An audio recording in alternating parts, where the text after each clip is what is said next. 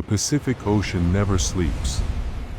On the remote north coast of California, at the edge of time and tide, the air does not simply drift. It watches. It listens.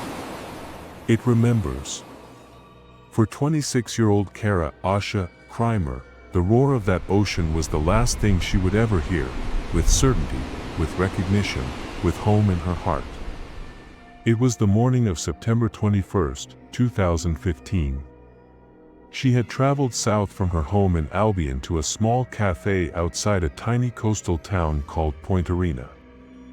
A short breakfast with her boyfriend, it was meant to soothe a mind that had begun to fray. In the days before, Asha had been awake for 4 to 5 nights straight. Reports say she had refused sleep, her speech had faltered, her light had dimmed. Though she had no formal history of mental illness, those who knew her now say she was immersed in a crisis. She held dual citizenship, Australia and the United States, and had lived in California about 3 years before that morning. The café was the Rollerville Café, a tucked-away spot along Highway 1. The morning seemed ordinary, breakfast plates, the sound of waves in the distance, a quiet relief of time outside the tangles of the mind. And then it wasn't. Between 10:30 and 11 a.m., Asha stood up and excused herself to the restroom. Her friend rose before her. The friend returned. Asha did not. Her jacket would later be found along a trail near the Point Arena lighthouse, yet at the cafe she reportedly did not have a jacket. Her phone, wallet, identification, all left behind. Her shoes. Gone. Barefoot, she vanished. No one saw her leave. No one heard a cry. The last clear, confirmed sighting places her at that cafe. The rest of the story is empty space. Whispered speculation. A hollow place where a young woman should have been. Her boyfriend, Jamai Gale, and the friend with them became part of a desperate search. Her mother, Jeannie Kreimer, thousands of miles away in Australia, flew to California. She would come to search forests and beaches and tiny roads as though every grain of sand might hold the answer. What happened that morning remains unsolved. No body, no confirmed second witness, no definitive endpoint. She seems to have dissolved into mist. The ocean corridor. The cliffside trail. The absence. But this story is not about the collapse of a case file. It is about the collapse of a life. Asha was not simply missing. She was untethered. The person she had been walked out of the cafe into an afternoon that would become devotion to her memory. The person she might have become, the sister, a traveler, someone with laughter in her chest, she left behind. This disappearance is not a crime scene painted in neon. It is a quiet fracture. A human being's mind, perhaps, stepping off its shores when no one was looking. It is a tragedy of disintegration, not of villainy. A chilling, tender mystery. And for those who are still searching, asking, hoping, especially her mother, the ocean doesn't speak loudly. It murmurs. It carries questions on its waves. The cliffs still hover above the surf. The cafe still serves breakfast. The world moves forward. But Asha's chair remains empty. How do you find someone who may no longer know they are lost? Before the cliffs. Before the fog. Before the disappearance. There was a life unfolding. Asha Kreimer's life. Quiet. Searching. Real. She was born May 2, 1989, in Hilo, Hawaii, to Mother Jeannie and Father Russell. Not long after, the family moved to Australia. In 1991, Asha, her sister Gansi, and Jeannie settled in Queensland, Australia. Her early years were marked by movement, from Hawaii to Australia to boarding school to a yearning for more. Her mother taught in remote indigenous regions. The world around Asha was wide, remote, and sometimes difficult. In high school, Asha was described as intelligent and well-liked. A friend remembered her as an old soul, someone who knew the cool things before anyone else. She was athletic, participated in track and field, and cared deeply for people. She had that quiet light that drew others in. In 2011, she came to the United States, a move that would change the course of her life.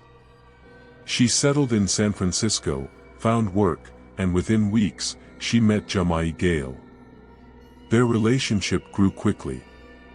In 2013, the housing market pressed them out of the Bay Area and they moved to a quiet home in Albion, California, a house among redwoods, close to the coast, far from city noise. Here, among the trees and the sea, Asha felt life was possible. She spoke of being settled, of having a home, of inviting her friends to visit. She told a friend that she had found a place with 2 houses and a jacuzzi. She was no longer just chasing light, she thought she had found it. Her job at Schoolhouse Creek, or at Digging Dog Nursery in Albion, gave her purpose. She and Jamai built routines. She laughed. She loved. She grew homesick for Australia and nostalgic for adventure. But beneath the surface, something changed. As early September of 2015 arrived, the light in her eyes dimmed. Her sleep disappeared. Her voice grew quiet. Jamai recalled how she went from quiet and sad to someone he barely recognized. She wanted therapy. She was worried about conceiving a child. She asked questions she had never asked before, about what she deserved, what she should have, who she was. When she traveled to Los Angeles to visit her sister Gansey in early September, something shifted again. She returned changed. The familiar road home no longer felt familiar. The redwoods, the coast, the house, they were the same, but she wasn't. Over the next days, according to both Jamai and her friend who visited from Australia, Asha slept less and less. She cleaned obsessively, even though the house was clean. She told Jamai she was unwell, that her mind wasn't working like it used to. The phrase, "I'm not sure I can trust myself anymore," was one he remembers. Still, the morning of September 21, 2015 dawned like any other. They got up early. They made a plan. They would go to Point Arena for breakfast. A fresh start, a drive along the winding Highway 1, redwoods overhead, ocean in the distance. The thing she had loved, water, movement, expansiveness. At the Rollerville Café, the facade of normalcy held. Coffee cups clinked. The chatter was mild. But for Asha, the storm inside would not pause. She sat at the table with Jamai and a friend who had flown from Australia. She didn't eat. She didn't speak. The waitress later recalled, the plate remained untouched. Between 10:30 and 11 in the morning, she excused herself to the restroom. She said she'd follow the friend who stood up just before her. The friend went back to the table. Asha did not return. What she expected from that moment, relief, rest, remained unspoken. And what she left behind, the plate, the shoes, the wallet, the phone, abandoned. And the cafe, for a moment, believed she had simply gone to the bathroom. But she didn't come back. The mind is a fragile country, one that can turn against itself quietly, without warning, and without mercy. For Asha Kreimer, those final days before she vanished were like watching a world she once trusted begin to dissolve. In the week before September 21st, 2015, Asha had barely slept. 4 nights. Maybe 5. Her eyes had grown wild with exhaustion, her speech tangled in loops that made no sense. Friends and her boyfriend, Jamai Gale, watched her unravel. They didn't know what to call it. She had no history of mental illness, no bipolar diagnosis, no psychosis. This was new. Sudden. Terrifying. It began with whispers of paranoia. She believed something terrible had happened. She told Jamai she had killed someone, a neighbor, she said. But the neighbor was alive. When Jamai tried to reassure her, she only grew more distressed. By the 3rd night, her voice had changed. She was shouting in the dark, incoherent, pacing through the house. When friends tried to calm her, she resisted. The fear wasn't of them, it was of something she couldn't name. Finally, Jamai and her visiting friend decided to take her to the Mendocino Coast District Hospital in Fort Bragg for an evaluation. What happened next would become a central wound in this story.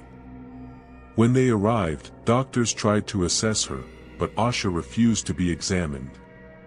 Reports say she resisted every attempt to take her vitals or blood pressure. The doctor believed she was experiencing a psychotic episode, possibly related to bipolar disorder, but because she wasn't violent, and because California law requires consent for psychiatric admission unless danger is clear, she was released. The doctor told Jamai, "Take her home. Watch her closely." So, they did. But even the drive home became an ordeal. Somewhere along Highway 1, Asha tried to jump from the car.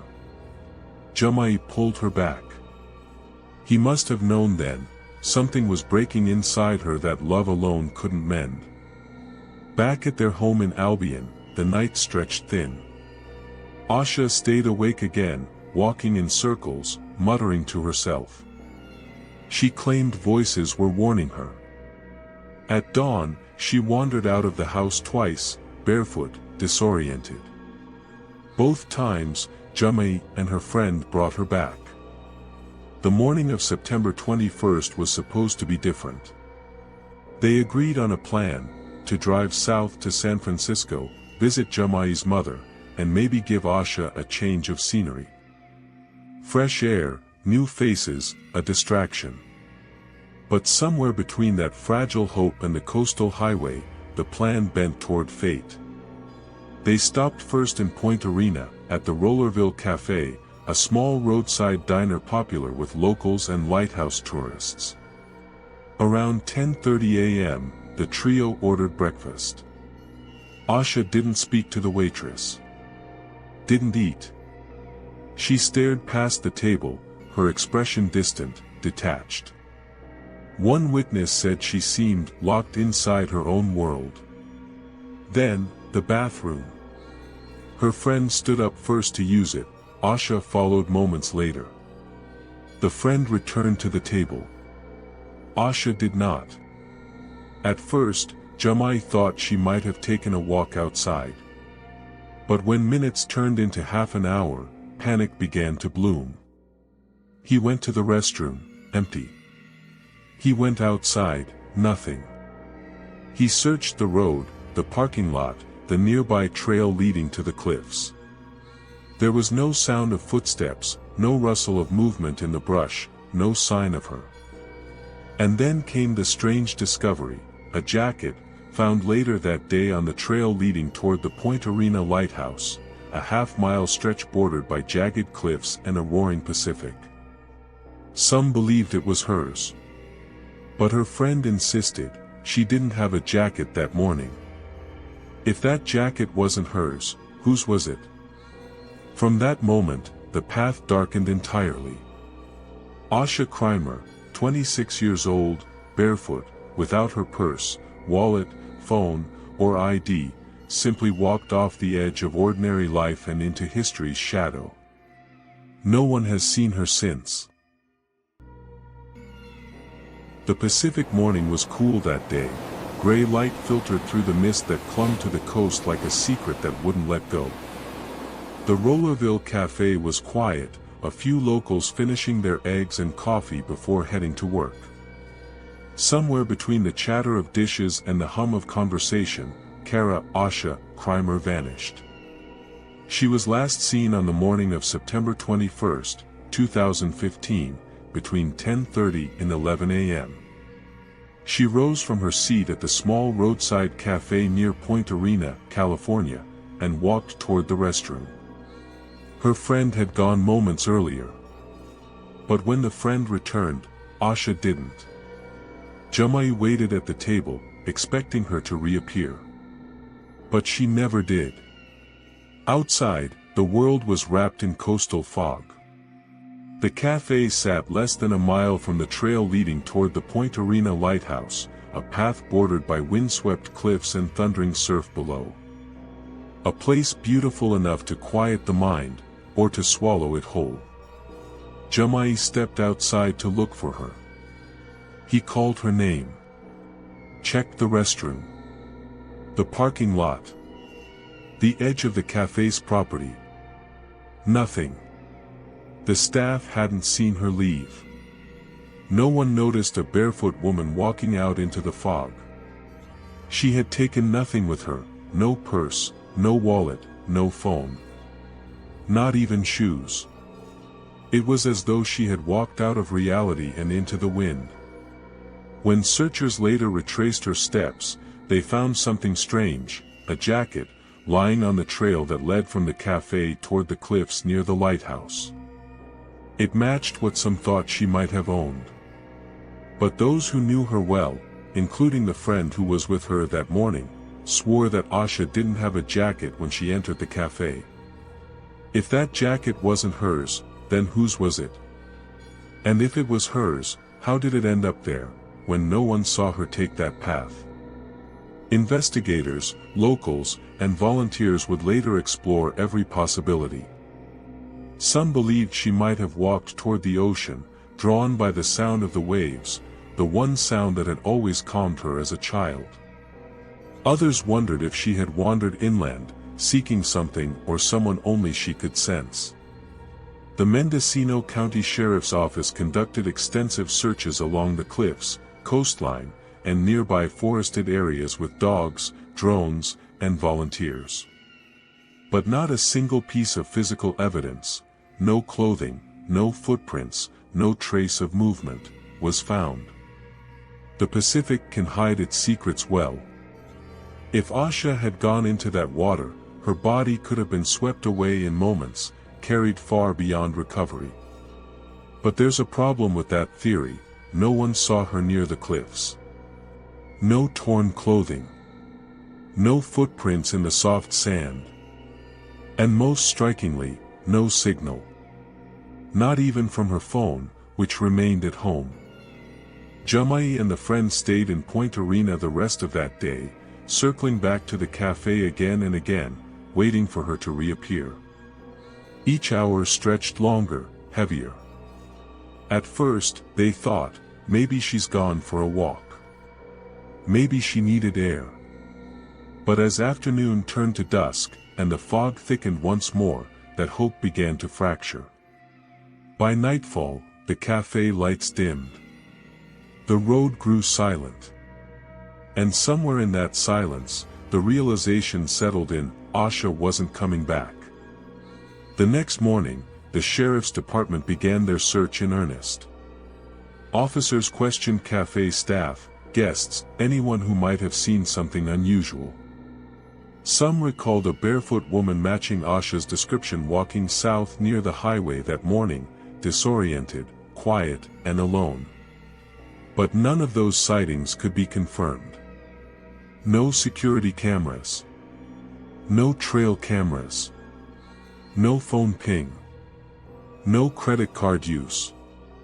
Just absence. A perfect, chilling silence that began the moment she walked out that door.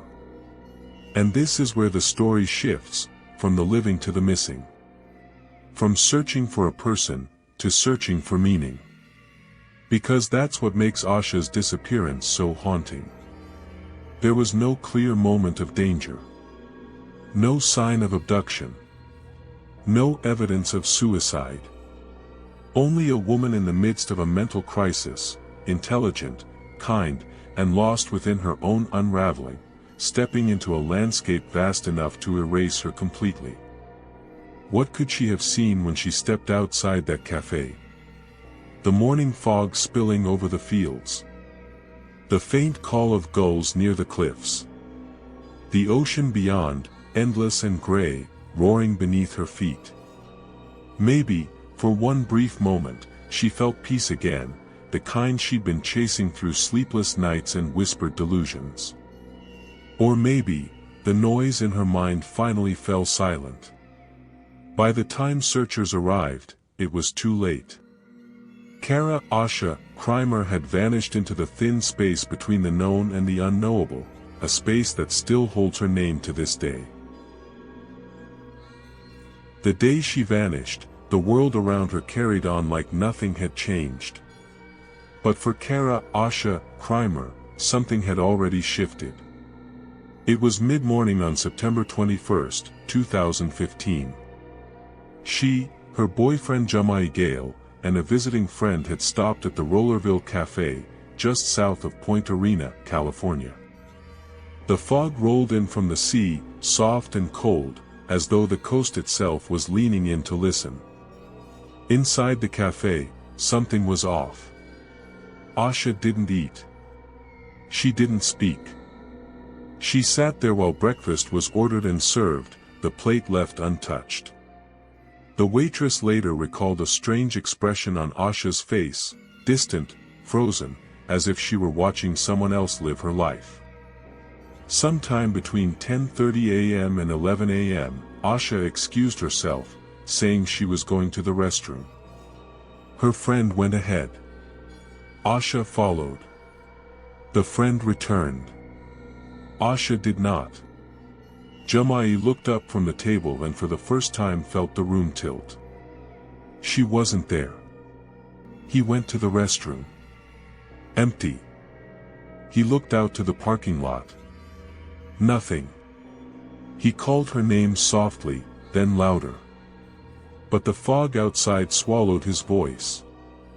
No one had seen her leave, no footsteps marked the gravel, no one reported the door slamming shut.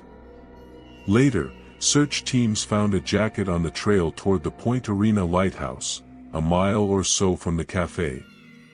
Some believed it to be hers. Her friend said she did not wear a jacket that morning. Her phone, wallet, credit cards, identification, all left behind. Shoes too. The person they were sitting beside just moments ago had quietly walked away into the fog, and none of the things that tie us to the world of others came with her. Search operations began. Helicopters scanned the cliffs. Dogs tracked the trails. Volunteers lined the roads, holding flyers, whispering her name. But the trails led only to emptiness. Officers from the Mendocino County Sheriff's Office reviewed the area around the café, the trail to the lighthouse, the coastline. But they found no body.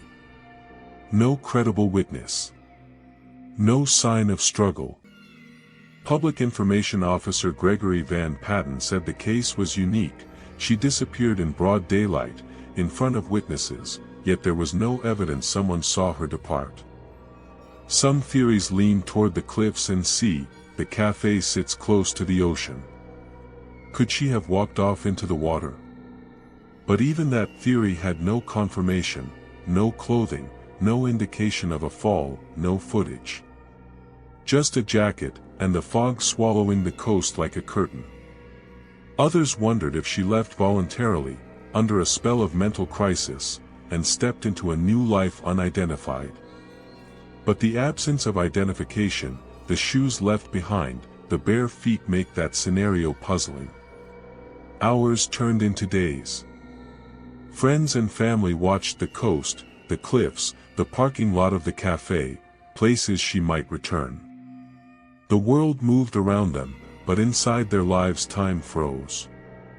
Her mother arrived from Australia, holding hope in her hands, walking the trails, posting flyers, asking strangers. She traveled hundreds of miles of coastline, every bend in the road a question mark. The silence grew heavy. No one saw her walk away, no one saw her leave. Just a woman, a cafe table, a restroom trip, and then absence. The ocean roared on. The coastal fog rolled over the cliffs, as though to cloak something it could not explain. And somewhere in the thin space between the cafe and the sea, Asha Kreimer disappeared. In the days after Asha Kreimer vanished, the world she left behind didn't collapse in thundered chaos, it folded in quiet. The coastline remained unchanged. The cafe still served breakfast. The waves still crashed. But for her loved ones, everything had shifted. It began that afternoon, when the search started. The Mendocino County Sheriff's Office, volunteers, local residents, all poured onto the trails, the cliffs, the beaches. They combed the mist-wrapped hills near the Point Arena lighthouse, the rocky shoreline that looked so peaceful they once believed it might save her. They found her jacket on the trail leading toward the cliff. It was thin evidence, an ambiguous promise. Some believed it belonged to her. Others disagreed. Her friend insisted she wasn't wearing a jacket that morning. In Australia, her mother, Jeannie Kreimer, looked at the same skies from a different horizon. Thousands of miles away, yet joined by the same fear, not knowing. She traveled to California's north coast repeatedly, walking those paths, asking strangers, posting flyers, holding on to hope. Inside the house in Albion where Asha had lived, routine turned into relic. Her toothbrush sat untouched. A sketch pad lay open with the last drawing she worked on. The dog leash still coiled by the door. Items that once meant presence now meant absence. Jamai Gale, her boyfriend, found himself trapped between love and dread. He questioned every moment, the drive to the coast, the restaurant stop, the restroom trip. He replayed the threads. Why did she get up? Why didn't she return? He watched the spot where she left as though expecting the ground to cough her name back up. Investigators considered every angle. They reviewed surveillance from the cafe, interviewed staff, guests, locals. They checked cell phone pings. They searched the cliffs where the fog swallowed everything. But the trail ended in emptiness. There were no footprints, no confirmed sightings, no phone activity, no ride-share records. The jacket, the trail, the fog, they became symbols of one thing, the only visible part of something vast and invisible. The world moved on, tourists visited the lighthouse, surfers paddled the coast, redwoods stood tall. Meanwhile, her story hovered in limbo. For Jeannie, every visit to the coast was a pilgrimage. She distributed flyers. She listened to strangers. She asked for one thing, any sign that her daughter might still be alive. She is definitely around, she said. I will keep looking until I meet her. But every piece of hard light held a shadow. Searches were suspended, turns cold. The media drifted away. Online posts, sleuth forums, social media groups kept flickering, but the case file grew dusty. And yet, for every day the search paused, the absence grew louder. In that silence, questions multiplied. Could someone slip away into the fog of their own mind? Could a person surrender their past, their identity, in a moment of crisis? What did it mean when no one saw her leave, when no one reported a stranger? Was this a disappearance or a dissociation? When someone vanishes without evidence, we don't just lose a person, we lose context, meaning, memory. We become watchers of empty spaces. And the people left behind inhabit the creative side of grief, what-ifs and maybes, echoes and shadows. Asha's mother, her friends, the people who once heard her laugh, they all learned that questions carry weight. They carry the pull of hope and the ache of paused life. They carry the grief of someone who wasn't found, someone who may not want to be found. The coast continued to roar. The waves eroded cliffs slowly, drop by drop. Time doesn't rush in such places. And neither did the case. The world she left behind didn't end. It adapted. But her seat at the dinner table remained empty. Her voice became a memory.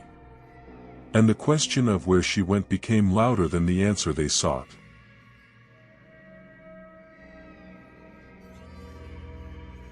Time, they say, dulls pain. But time did not dull this. For those who knew Asha Kreimer, time only deepened the ache, because every year that passed was another year without an answer. From the start, the search for Asha hovered between the practical and the metaphysical. There were facts, traceable, documentable, and there were the parts that lived only in speculation. The first theory was the one nobody wanted to say aloud, that Asha had walked toward the cliffs near the Point Arena lighthouse and, in her fragile mental state, taken her own life. The jacket found on the trail seemed to whisper that story. But the ocean never gave her back. There was no body, no confirmed sighting, no evidence of a fall. The Coast Guard and search and rescue teams scoured the waters. Dogs, drones, divers, nothing. Just the endless tide rolling in, unbothered. If she did fall, the Pacific swallowed her without a trace. But Asha's mother, Jeannie Kreimer, couldn't accept that. She told reporters, "I know my daughter is alive somewhere. She's just not well." She spoke of Asha's intelligence, her creativity, her kindness, qualities too vivid to vanish into salt and fog. She believed Asha had experienced a psychotic break, wandered away, and was living somewhere under a different name, disconnected from her past. It's a hope that refuses to die, because what mother can stop hoping? The second theory suggested that Asha might have fallen victim to someone, perhaps an opportunistic predator, perhaps a random act. But no evidence supported it. No reports of screams, no suspicious vehicles, no signs of a struggle near the cafe or trail. Point Arena was a small community, a stranger would have stood out. Locals said there were no signs of foul play. Yet the lack of evidence cuts both ways. Without proof, every possibility remains alive. The third theory was stranger, that she had walked away voluntarily, shedding her old identity like a skin. Those who have suffered manic or psychotic breaks sometimes enter a state of fugue, a dissociative escape where memory fragments and the self rewrites itself. In rare cases, such people live for years under new names, unable to reconcile their old lives. Could Asha have become one of them, a woman living quietly in the margins of California, unrecognized even by herself? Over the years, supposed sightings trickled in, a woman fitting her description in the Bay Area, another in Southern California, another near a homeless encampment. Each lead was investigated. None confirmed. Each one gave Jeannie a few hours of hope, followed by another collapse of heartbreak. What remains are unanswered questions. Why was Asha released from the hospital despite clear signs of psychosis? Why wasn't she placed on a mental health hold for observation? How did a woman in that fragile state simply disappear in daylight, at a cafe surrounded by people? Her case sits in the Mendocino County database, open, unsolved. Detectives say there's no evidence of foul play, but no proof of suicide either. It's a paradox, a disappearance without direction. In the years since, Jeannie Kreimer has become her daughter's voice. She's walked those cliffs, spoken to locals, and mailed flyers to mental health facilities across the West Coast. She has kept Asha's face alive in the public eye, smiling, barefoot, eyes wide with both light and uncertainty. She says, "I just want her to know she's loved. She can come home. No questions asked." There's something profoundly human in that, the refusal to let go of love, even when reality offers only silence. For every missing person, there's a constellation of people orbiting their absence, trying to fill the space where a life used to be. For Asha's circle, the questions echo louder than answers. If she perished, where is she? If she survived, who is she now? And what does it mean for a life to vanish so completely, without even a trace of the person who once was? Theories are like shadows, they suggest shape but never substance. What remains are fragments, a lost morning, a thin jacket, the ocean's eternal noise. And the mother who keeps walking that same trail, 8 years later, whispering her daughter's name into the wind, hoping that somewhere, somehow, the wind will whisper back.